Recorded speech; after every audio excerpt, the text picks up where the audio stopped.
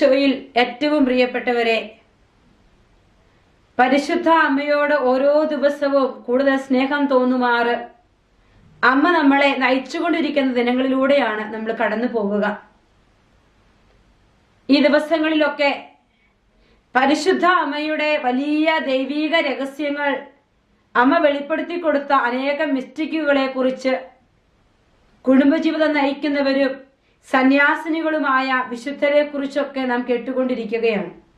ഇന്ന് നമ്മൾ ജീവിക്കുന്ന ഈ കാലഘട്ടത്തിൽ, ഈ നൂറ്റാണ്ടിൽ ജീവിച്ച ഒരു വിശുദ്ധിയെ കുറിച്ചാണ്, ഒരു ദൈവദാസിയെ കുറിച്ചാണ് ഞാൻ നിങ്ങളോട് പങ്കുവയ്ക്കുക.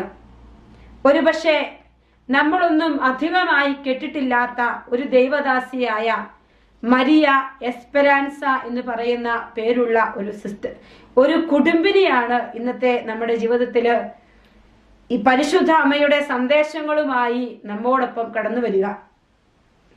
യെശയ്യാ പ്രവാചകന്റെ പുസ്തകം 43-ാം അധ്യായം 10-ാമത്തെ വചനത്തിൽ ഇപ്രകാരം എഴുതിയിരിക്കുകയാണ്: കർത്താവ് അരുളി ചെയ്യുന്നു, നിങ്ങൾ എൻ്റെ സാക്ഷികളാണ്. എന്നെ അറിഞ്ഞ് വിശ്വസിക്കാനും ഞാനാണ് ദൈവമെന്ന് ഗ്രഹിക്കാനും ഞാൻ തെരഞ്ഞെടുത്ത എൻ്റെ ദാസൻ. എനിക്ക് മുമ്പ് മറ്റൊരു ദൈവം ഉണ്ടായിട്ടില്ല, എനിക്ക് ശേഷം മറ്റൊരു ദൈവം ഉണ്ടാവുകയുമില്ല. ഞാൻ തന്നെയാണ് കർത്താവ്, ഞാനല്ലാതെ മറ്റൊരു രക്ഷകനില്ല. പ്രിയപ്പെട്ട സഹോദരങ്ങളെ, എൻ്റെയും നിങ്ങളുടെയും ജീവിതത്തെ തെരഞ്ഞെടുത്ത് തൻ്റേത് മാത്രമാക്കി തീർക്കുന്ന തമ്പുരാന്റെ അനന്ത സ്നേഹത്തെക്കുറിച്ചാണ് നമ്മൾ ഈ ദിവസങ്ങളിലെല്ലാം കാണുക. നമ്മെ ഓരോരുത്തരെയും സ്വർഗം എത്രമാത്രം വിലമതിക്കുന്നെന്നും സ്വർഗത്തിന്റെ കണ്ണുകളിൽ നമ്മുടെ കൊച്ചു പ്രാർത്ഥനകൾ പോലും ഏറ്റവും പ്രിയപ്പെട്ടതാണെന്നും കൊച്ചാഗ്രഹങ്ങൾ പോലും സ്വർഗം കാണുന്നുവെന്നും അത് സാധിച്ചു തരേണ്ടതിനായി സ്വർഗം തന്നെ നമ്മുടെ മുമ്പിൽ സന്നിഹിതമാണെന്നുമൊക്കെ ഈ വിശുദ്ധരുടെ ജീവിതങ്ങളിലൂടെ നാം കണ്ടുമുട്ടുമ്പോൾ നമുക്ക് മനസ്സിലാക്കാൻ പറ്റും. പ്രിയപ്പെട്ടവരെ, ഒരു കുടുംബ ജീവിതം നയിച്ച 1928 ജനിച്ച് 2004 മരിച്ച ദൈവദാസിയായ മരിയ എസ്പെരാൻസ എന്ന് പറയുന്ന വെനിസ്വേലയിലെ ഒരു വലിയ ദൈവിക വ്യക്തിയെ കുറിച്ചാണ് ഇന്ന് നിങ്ങളോട് ഞാൻ പങ്കുവയ്ക്കുക. മരിയയുടെ ജീവിതത്തിൽ അവളുടെ ജനനത്തിന് മുമ്പ് 3 സഹോദരങ്ങൾ അവൾക്കുണ്ട്. 4ാമതൊരു കുഞ്ഞിന് വേണ്ടി അപ്പനും അമ്മയും ആഗ്രഹിച്ചു പ്രാർത്ഥിച്ച് ഒരുങ്ങിയാണ് മരിയ അമ്മയുടെ ഉദരത്തിൽ ജാതയായത്. മരിയയെ പ്രസവിക്കാൻ സമയമാകുന്ന ആ സമയത്ത് ആശുപത്രിയിലേക്ക് വളരെയധികം വേഗത്തിൽ ബോട്ടിൽ യാത്ര ചെയ്യുന്ന സമയത്ത് അതികഠിനമായ പ്രസവ വേദനയാൽ ബോട്ടിൽ വെച്ച് തന്നെ അവരുടെ അമ്മ മരിയയെ പ്രസവിക്കുകയാണ്. മരിയയുടെ അമ്മ എപ്പോഴും പ്രാർത്ഥിച്ചിരുന്നു, വിശ്വാസവും വിശുദ്ധിയുമുള്ള ഒരു കുഞ്ഞിനെ എനിക്ക് തരണമേ എന്ന്. പ്രസവ വേദന അതികഠിനമായി മാറിയപ്പോൾ അവളുടെ അമ്മ പരിശുദ്ധ അമ്മയ്ക്ക് ഒരു നേർച്ച നേർന്നു. എൻ്റെ അമ്മേ, എനിക്കുണ്ടാകുന്ന കുഞ്ഞ് ആണാണെങ്കിലും പെണ്ണാണെങ്കിലും ഞാൻ ആ കുഞ്ഞിന് മരിയ എന്ന് പേരിടുമെന്ന്. പ്രിയപ്പെട്ട സഹോദരങ്ങളെ, വിശ്വാസമുള്ള വിശുദ്ധിയുള്ള കുഞ്ഞിനെ ആഗ്രഹിച്ച് ആ അമ്മ പരിശുദ്ധ അമ്മയോട് തൻ്റെ വിശ്വാസം ഏറ്റുപറഞ്ഞു. ജനിച്ചത് പെൺകുഞ്ഞ്. അവൾക്ക് ഇട്ട പേര് മരിയ എസ്പെരാൻസ. സ്പാനിഷിൽ എസ്പെരാൻസ എന്ന് പറഞ്ഞാൽ അതിന്റെ അർത്ഥം മേരി ദ ഹോപ്പ്ഫുൾ, പ്രതീക്ഷയുള്ള പരിശുദ്ധയമ്മ. ചെറുപ്രായം മുതൽ മിസ്റ്റിക് എക്സ്പീരിയൻസുകളാണ് ഈ കൊച്ചു കുഞ്ഞിന് കിട്ടിക്കൊണ്ടിരുന്നത്. ഒരിക്കൽ 5 വയസ്സുള്ളപ്പോൾ തൻ്റെ വീടിന് മുകളിലുള്ള വഴിയിലൂടെ ദേവാലയത്തിലേക്ക് അമ്മയുടെ ഒപ്പം യാത്ര ചെയ്യുമ്പോൾ വഴിമത്തിയെ വിശുദ്ധ കൊച്ചു ത്രേസ്യ ഇവരുടെ മുമ്പിൽ പ്രത്യക്ഷപ്പെടുകയും ഒരു റോസാപ്പൂ അവളുടെ കൈകളിലേക്ക് എറിഞ്ഞു കൊടുക്കുകയും അവൾ അത് ചാടി പിടിച്ചെടുക്കുകയും തൻ്റെ അമ്മയ്ക്ക് അത് സമ്മാനിക്കുകയും ചെയ്യുമ്പോൾ അമ്മ സന്തോഷവതിയായി അത്ഭുതപ്പെട്ടു. അപ്പോൾ അവൾ പറഞ്ഞു, ഇത് കൊച്ചു ത്രേസ്യ കൊണ്ടുവന്ന് എൻ്റെ കയ്യിലേക്ക് തന്നതാണ് എന്ന്. കാരണം ആ സമയത്ത് റോസാപ്പൂവിന്റെ കാലമല്ലായിരുന്നു. അങ്ങനെ ഓരോ സമയത്തും കൊച്ചു കൊച്ചു അത്ഭുതങ്ങള്, മിസ്റ്റിക് എക്സ്പീരിയൻസുകളെല്ലാം ഇവരുടെ ജീവിതത്തിൽ ഉണ്ടായിരുന്നു. അവരുടെ നാട്ടിൽ തന്നെ മർഗരീത്ത താഴ്വരയിലെ കന്യക എന്ന് പറയുന്ന വലിയ മാതാവിന്റെ പ്രത്യക്ഷീകരണമുള്ള ഒരു തീർത്ഥാടന കേന്ദ്രമുണ്ട്. ആ ദേവാലയത്തില് ഇടയ്ക്കൊക്കെ മരിയയും കുടുംബവും പോയിരുന്നു, പ്രാർത്ഥിച്ചിരുന്നു. ഒപ്പം മരിയയുടെ അപ്പൻ മരിക്കുന്ന സമയത്ത് മരിയയും കുടുംബത്തെയും ഈ പരിശുദ്ധ കന്യകയ്ക്ക് പ്രതിഷ്ഠിച്ചിട്ടാണ് മരണമടഞ്ഞത് എന്ന് ചരിത്രത്തിൽ സാക്ഷ്യപ്പെടുത്തിയിട്ടുണ്ട്. കൊച്ചുനാള് മുതലേ തന്നെ ഒരുപാട് രോഗപീഠകളിലൂടെ കടന്നുപോയ ഒരു വ്യക്തിയാണ് മരിയ. 12ാമത്തെ വയസ്സിൽ കൗമാര കാലഘട്ടത്തിൽ അവൾ ഏറെയധികം രോഗത്തിലൂടെ കടന്നുപോയി. ന്യൂമോണിയ എന്ന് പറയുന്ന രോഗം അവളെ അതിശക്തമായി ആക്രമിച്ചു.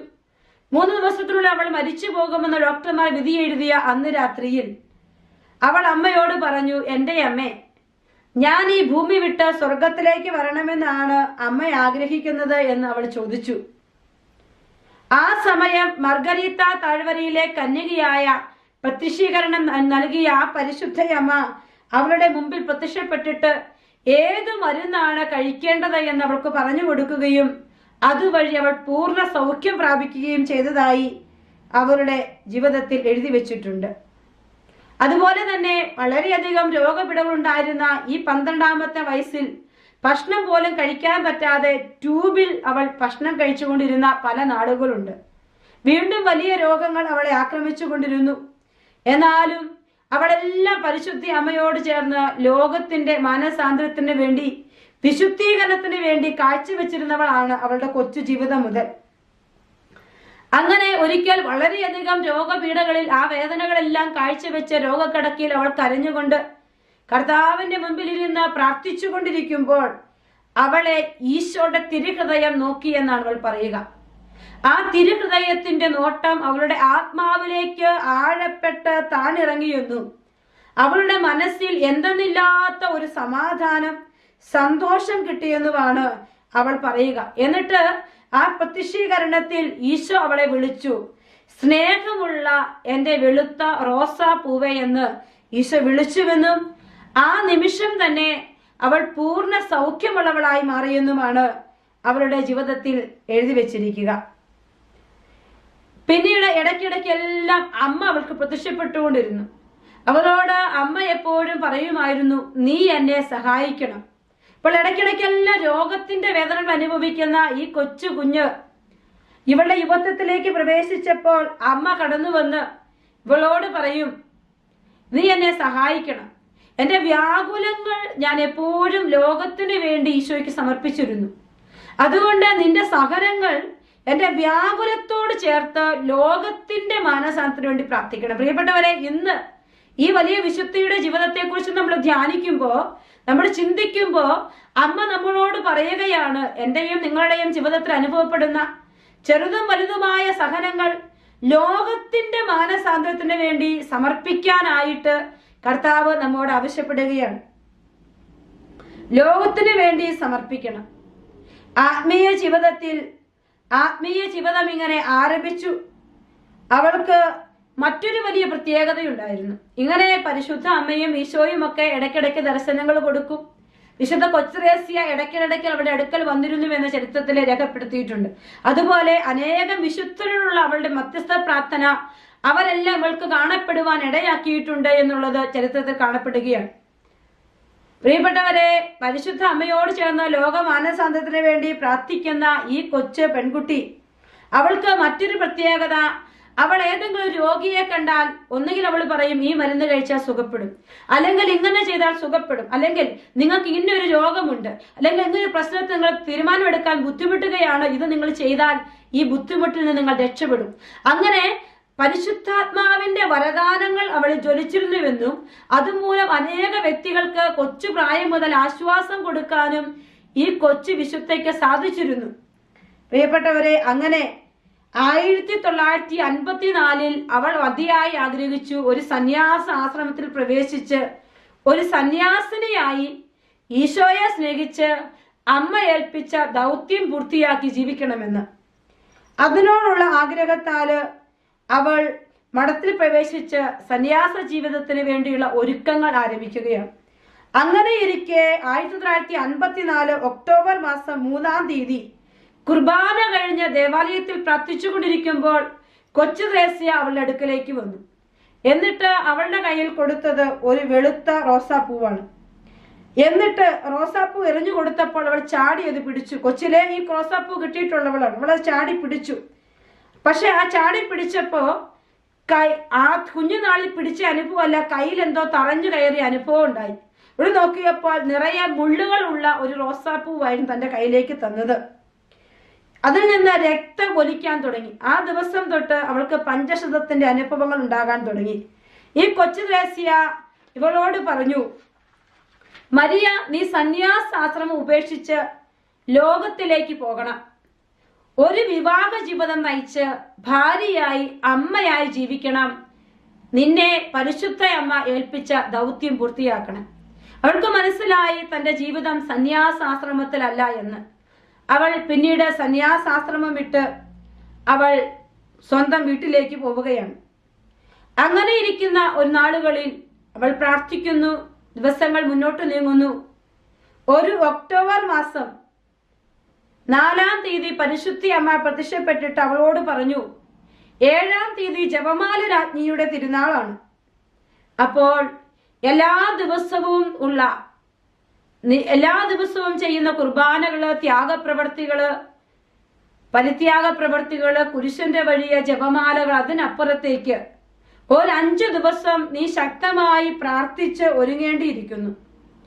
നീ 7 മക്കളുടെ അമ്മയായി മാറും. നിന്റെ ജീവിതത്തിൽ 6 റോസാ പുഷ്പങ്ങളും 1 റോസാ മുട്ടുമായിരിക്കും ഉണ്ടാവുക എന്ന് ഇവളോട് പരിശുദ്ധ അമ്മ പറഞ്ഞു.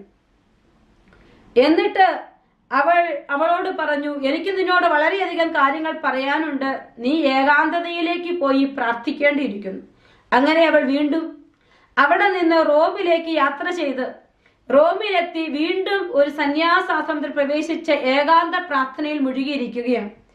അങ്ങനെ ഏകാന്ത പ്രാർത്ഥനയിൽ മുഴുകിയിരിക്കുന്ന സമയത്ത് അവൾക്ക് ഒരു ദർശനം കിട്ടുകയാണ്. ദർശനം ഇപ്രകാരമാണ്: ഒരു പുരുഷൻ വെള്ളയും പച്ചയും ചുമപ്പും കലർന്ന ഒരു പതാക ഏന്തി നിൽക്കുന്നതായി അവൾ കണ്ടു. എന്നിട്ട് ഈശോ അവളോട് പറഞ്ഞു, നിന്നെ വിവാഹം കഴിക്കാൻ പോകുന്നത് ഒരു ഇറ്റാലിയൻകാരനായിരിക്കും. ഇറ്റാലിയൻ പതാകയാണത്. എന്നിട്ട് അവളോട് പറഞ്ഞു, 1955 നവംബർ മാസം 1-ാം തീയതി നീ നിന്റെ ഭാവി ഭർത്താവിനെ കാണുമെന്നും ഈശോ അവളോട് പറഞ്ഞു. പ്രിയപ്പെട്ടവരെ, പരിശുദ്ധ അമ്മയും സ്വർഗവും നമ്മുടെ എല്ലാ കാര്യങ്ങളും ശ്രദ്ധാലുവാണ്. ഞാനും നിങ്ങളും എന്ത് ചെയ്യണമെന്ന് അമ്മ നമുക്ക് പറഞ്ഞു തരും. എന്താണ് അടുത്ത പടിയെന്ന് അമ്മ നമുക്ക് പറഞ്ഞു തരും. ദൈവത്തോട് ആലോചന ചോദിച്ച് ദൈവത്തിന്റെ കൂടെ നടക്കുമ്പോൾ എൻ്റെ ജീവിതത്തിലൂടെ ദൈവം ആഗ്രഹിക്കുന്ന ജീവിതത്തിലേക്ക് കർത്താവ് എന്നെ നയിച്ചുകൊണ്ടേയിരിക്കും. അത് സത്യമാണ്. അപ്പോൾ വിവാഹം കഴിക്കാൻ പോകുന്ന പുരുഷൻ ആരാണ്, ഏത് ദേശക്കാരനാണെന്ന് പറഞ്ഞു കൊടുത്തു. എന്ന് കാണുമെന്ന് പറഞ്ഞു. അങ്ങനെ അവൾ ആ പറഞ്ഞ ദിവസം ഒരു തിരുഹൃദയ ദേവാലയത്തിന്റെ മുൻപിൽ വെച്ച് ജിയോ വെങ്കിനി ജിനി എന്ന് പറയുന്ന ഒരു വ്യക്തിയെ കണ്ടുമുട്ടുകയും ചെയ്തു. വീണ്ടും പരിശുദ്ധയമ്മ അവൾക്ക് പ്രത്യക്ഷപ്പെട്ട് പറഞ്ഞു, ഒക്ടോബർ മാസം 13-ാം തീയതി അവളോട് പറയുകയാണ്, ഫാത്തിമ മാതാവിന്റെ വാർഷിക ദിനത്തിൽ അവളോട് പറഞ്ഞു, എന്റെ അമലോത്ഭവ തിരുനാൾ ദിവസം നിന്റെ വിവാഹം നടക്കുമെന്ന് അവളോട് പറഞ്ഞു. പ്രിയപ്പെട്ടവരെ, അതുപോലെ തന്നെ ഡിസംബർ മാസം 8-ാം തീയതി സെന്റ് പീറ്റേഴ്സ് ബസിലിക്കയിലുള്ള ഇമാക്കുലർ കൺസെപ്ഷൻ എന്ന് പറയുന്ന പരിശുദ്ധ അമ്മയുടെ അമലോത്ഭവ തിരുനാളിന്റെ ദിവസം അതേ ദേവാലയത്തിൽ വെച്ച് 1956 ഡിസംബർ 8-ന് അവൾ വിവാഹിതയാവുകയാണ്. വളരെ പ്രത്യേകത നിറഞ്ഞ ഒരു നല്ല ഭൂപ്രദേശം, ഒരു ഗ്രോട്ടോയൊക്കെയുള്ള ഒരു സ്ഥലം, ഒരു വെള്ളച്ചാട്ടമുള്ള സ്ഥലം മരിയ ഇടയ്ക്കിടയ്ക്കെല്ലാം ദർശനത്തിൽ കണ്ടിരുന്നു. അത് അവളുടെ മനസ്സിൽ നിന്ന് ഒരിക്കലും മാഞ്ഞു പോയിട്ടില്ല. അപ്പോൾ അവൾ തന്റെ ജീവിത പങ്കാളിയുമായി ഇത് പങ്കുവെച്ചു. അവളെ ഏറെ സപ്പോർട്ട് ചെയ്യുന്ന ജീവിത പങ്കാളി.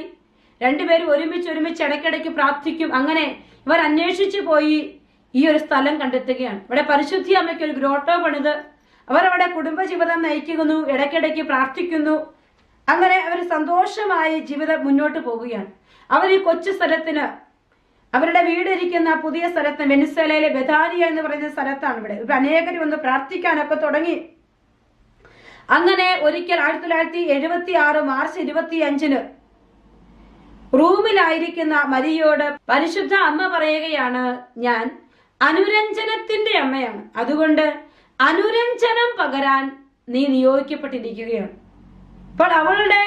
അപ്പോൾ പരിശുദ്ധ അമ്മ ആഗ്രഹിക്കുന്നത് ഇന്ന് അകന്നുപോയ ഹൃദയങ്ങൾ അടുത്തു വരണം. ഈ അമലോത്ഭവ തിരുനാളിന് വേണ്ടി നമ്മൾ ഒരുങ്ങുമ്പോൾ മനസ്സിൽ ആരെങ്കിലോടുമൊക്കെ നമുക്ക് അസ്വസ്ഥതയുണ്ടെങ്കിൽ അവരെ അടുത്തു വരുവാനുള്ള ഒരു കൃപ, അവരെ ചേർത്ത് പിടിക്കാൻ ഒരു കൃപ, ക്ഷമിക്കാനുള്ള കൃപ, അനുരഞ്ജന സാധ്യതമായ ഒരു അവസ്ഥ അത് അമ്മ ആഗ്രഹിക്കുകയാണ്. അമ്മ ഓരോരുത്തരും പ്രത്യക്ഷപ്പെട്ട അമലോത്ഭവയാണെന്നൊക്കെ അമ്മ പറഞ്ഞു വെക്കുമ്പോ ഈ മരിയ വെനിസ്വേലയുടെ അമ്മ പറഞ്ഞത്, ഞാൻ അനുരഞ്ജനത്തിന്റെ അമ്മയാണ്. ഹൃദയങ്ങളെ അടുപ്പിക്കാൻ, ആരെങ്കിലുമൊക്കെ നമ്മിൽ നിന്ന് അകന്നു പോയിട്ടുണ്ടെങ്കിൽ, സ്നേഹിക്കാൻ പറ്റാത്ത അവസ്ഥയുണ്ടെങ്കിൽ അവർക്ക് വേണ്ടി ഒരു ജപമാല ചൊല്ലി പ്രാർത്ഥിച്ചാൽ അമ്മ നമ്മെ സഹായിക്കും അനുരഞ്ജനത്തോടെ വ്യാപരിക്കാനായിട്ട്. എന്നിട്ട് അമ്മ പറഞ്ഞു, എൻ്റെ ഹൃദയം ഞാൻ നിനക്ക് തരും. അങ്ങനെ അനേകര് പ്രാർത്ഥിക്കാനായി ഇവരുടെ സ്ഥലങ്ങളിൽ വന്നു ചേരുന്നു. പരിശുദ്ധി അമ്മ ഇടയ്ക്കിടയ്ക്കെല്ലാം പ്രത്യക്ഷം കൊടുക്കുന്നു. മരിയ ഉള്ളപ്പോഴും ഇല്ലാത്തപ്പോഴും അവിടെ പ്രാർത്ഥിക്കുന്ന അനേകർക്ക് അത്ഭുതങ്ങള്, ദർശനങ്ങള്, വെളിപാടുകൾ കിട്ടുകയാണ്. അങ്ങനെ തിരക്കുകൾ കൂടുന്ന ഈ സമയത്ത് ലോക്കൽ ബിഷപ്പ് അതൊരു തീർത്ഥാടന കേന്ദ്രമായും ഈ ദർശനമൊക്കെ സത്യമാണെന്ന് അംഗീകരിക്കുന്നു. അങ്ങനെ അവൾ എന്ത് ചെയ്തു, പിന്നീട് പല സ്ഥലങ്ങളിൽ അമ്മ പറയുന്ന രാജ്യങ്ങളിലെല്ലാം പോകും. വചനത്തിന് പ്രാധാന്യം കൊടുക്കണമെന്നും അമ്മയോട് ചേർന്ന് ജീവിക്കണമെന്നും പരിശുദ്ധ അമ്മയോടുള്ള സ്നേഹത്തിലായിരിക്കണമെന്നും വചനം വായിക്കണമെന്നൊക്കെ അവൾ ജനത്തെ ഉദ്ബോധിപ്പിക്കാൻ തുടങ്ങി. മാനസാന്തരങ്ങൾ ഉണ്ടാകാൻ തുടങ്ങി. അങ്ങനെ 77-ാമത്തെ വയസ്സിൽ പാർക്കിൻസൺസ് രോഗം വന്ന് അവൾ മരണമടയുകയാണ്. അവളുടെ മരണസമയത്ത്, അടക്കിന്റെ സമയത്ത് വലിയൊരു അത്ഭുതം നടക്കുകയാണ്. വന്നുകൂടി എല്ലാവർക്കും ഹൃദയത്തെ കുളിർപ്പിക്കുന്ന, അല്ലെങ്കിൽ അനേകം ആത്മീയ ആനന്ദം പകരുന്ന റോസാപ്പൂവിന്റെ സുഗന്ധമായിരുന്നു അവിടെ ഉണ്ടായിരുന്നത്. എല്ലാവരും പറഞ്ഞു, പരിശുദ്ധ അമ്മ ഇവിടെ സന്നിഹിതയാണ്. ഒപ്പം പ്രിയ കൂട്ടുകാരിയായ കൊച്ചു ത്രേസ്യ നിറയെ റോസാ പുഷ്പങ്ങൾ കൊണ്ട് മരിയയുടെ ജീവിതത്തെ അലങ്കരിച്ചിരുന്നു എന്നും റോസ്പാ പുഷ്പമിട്ട് അവളെ കൂട്ടിക്കൊണ്ടു പോകാൻ വന്നിരിക്കുകയാണെന്നുമാണ് ജനങ്ങൾ പറഞ്ഞു വെച്ചത്. പ്രിയപ്പെട്ടവരെ, അനുരഞ്ജനം സാധ്യതമാക്കാൻ പരിശുദ്ധ അമ്മ ഉപയോഗിച്ച ഒരു വിശുദ്ധയാണ്, അല്ലെങ്കിൽ ഒരു വലിയ വ്യക്തിത്വമാണ് ദൈവദാസിയായ മരിയ വെനിസ്വേല. ഇനി ധന്യ പദവിയിലേക്ക്, വാഴ്ത്തപ്പെട്ട പദവിയിലേക്കൊക്കെ വരും നാളുകളിലേക്ക് എത്തി നിൽക്കുന്ന ഈ വലിയ കുടുംബിനിയായ, ഈ വിശുദ്ധയായി ജീവിച്ച ഈ ദൈവദാസിയുടെ ജീവിതം നമുക്ക് പ്രചോദനം പകരണം.